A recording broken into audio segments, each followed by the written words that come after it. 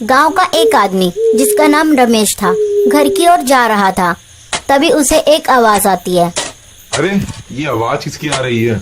रमेश आवाज का पीछा करता है तो रमेश एक खेत के किनारे पहुंचता है और देखता है कि वो खेत धुंध से भरा है और वहां पर कोई खेती कर रहा है। अरे कौन है भाई जो रात में खेती कर रहे हैं? तभी धुंध से दो आंखें चमकने लगी। रमेश चीखता हुआ वहां से भागा, लेकिन रमेश का किसी ने पैर पकड़ लिया था और रमेश की एक जोरदार चीख निकली। अगले ही पल दिखाया जाता है कि रमेश का शरीर आधा खेत के अंदर धंसा हुआ था। अगली सुबह गांव में हड़कंप मच गया। गांव के लोगों ने देखा कि एक आदमी का आधा शरीर जमीन के अंदर धंसा हुआ है। उसे जब बाहर निकाला तो देखा कि ये कोई और नहीं बल्कि रमेश था, गांव का एक आदमी। अरे भैया ई का हुआ, किसने किया रमेश का ये हाल? गांव की एक बूढ़ी औरत ने डरी हुई आवाज में कहा। जिसने भी उस भूत को खेत में हल चलाते देखा उसकी लाश उसी मिट्टी में दफन हो गई।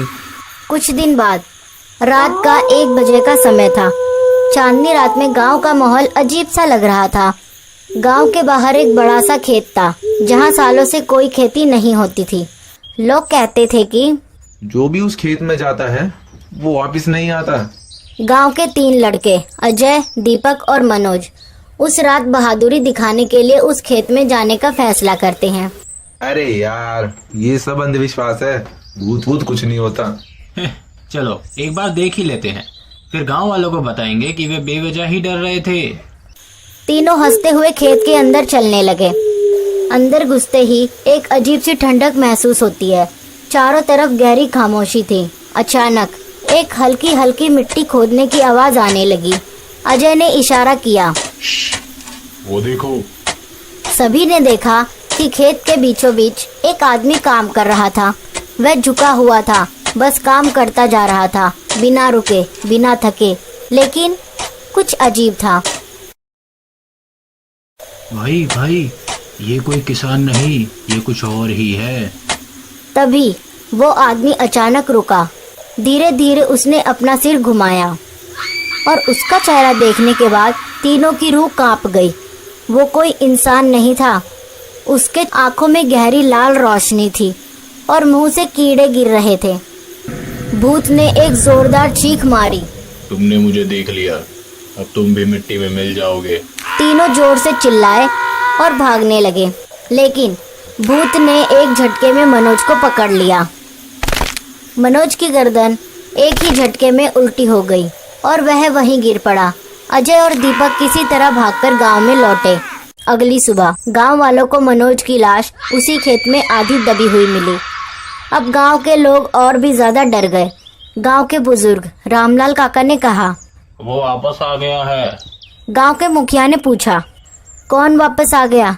वही जो 20 साल पहले मर चुका था, किसान ब्रिजमोहन। गांव में हर कोई कांप उठा। 20 साल पहले गांव में एक गरीब किसान ब्रजमोहन रहता था। उसकी एक ही ख्वाहिश थी कि उसकी जमीन सोना उगले, लेकिन गांव के जमींदार ठाकुर वीर सिंह ने धोखे से उसकी जमीन हड़प ली। ब्रिजमोहन ने बहुत गुहार लगाई, बहुत लड़ाई लड़ी, लेकिन किसी ने उसकी मदद नहीं की। एक दिन गरीबी और भूख से ब्रिजमोहन की पत्नी और उसका बेटा मर गए। ब्रिजमोहन तड़प उठा। गुस्से में उसने अकेले ही खेत जोतना शुरू कर दिया। दिन रात हल चलाता रहा, बिना खाए पिए। लोगों ने उसे पागल कहना शुरू कर दिया, लेकिन ब्रिजमोहन रुका नहीं। आखिर एक दिन भूख और थकान से उसकी मौत उसी के खेत में हो गई। लेकिन मरते मरते उसने श्राप दिया, जो भी इस खेत में आएगा मैं उसे मिट्टी में मिला दूंगा। गांव वालों ने जल्दी जल्दी उसकी लाश को खेत में ही दफना दिया। लेकिन मरने के कुछ दिन बाद ही गांव में अजीब घटनाएं होने लगी।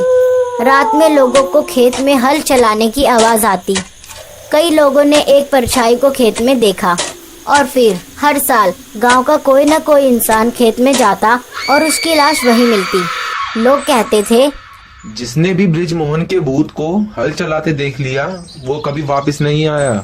अजय और दीपक ने तय किया कि वे मनोज की मौत का बदला लेंगे और भूत से मुकाबला करेंगे। उन्होंने गांव के पुराने तांत्रिक बाबा को बुलाया। बाबा ने कहा, ब्रिजमोहन की आत्मा को शांति चाहिए, लेकिन इसके लिए हमें उसकी अधूरी इच्छा पूरी करनी होगी। वो क्या थी? ब्रिजमोहन चाहता था कि उसकी जमीन से फसल उगे, लेकिन उसकी मौत के बाद किसी ने वहाँ खेती नहीं की। अजय और दीपक ने तय किया कि वो खेत में वापस जाएंगे। रात के 12 बजे वह खेत में पहुंचे। जैसे ही उन्होंने हल उठाया, भूत गुस्से में प्रकट हुआ। तुम भी मरोगे। लेकिन तभी बाबा ने मंत्र पढ़कर खेत में हल चलाने का आदेश दिया। अजय और दीपक ने डरते हुए हल चलाना शुरू कर दिया। जैसे ही पहली मिट्टी पलटी, भूत जोर से चीखा। रुको रुको, तुम ये क्या कर रहे हो? बाबा ने कहा, ब्रिजमोहन, अब यह तेरा खेत नहीं रहा, यह अब पूरे गांव का है। जैसे जैसे हल चलता गया, भूत की आकृति धुंधली पड़ती गई। आखिर में एक तेज रोशनी हुई और भूत जमीन में समा गया। गांव वालों ने अगले दिन खेत में अनाज बो दिया। अब वह खेत फिर से हरा भरा हो गया और तब से गांव में कभी किसी ने भूत को नहीं देखा। गांव में फिर से शांति लौट आई।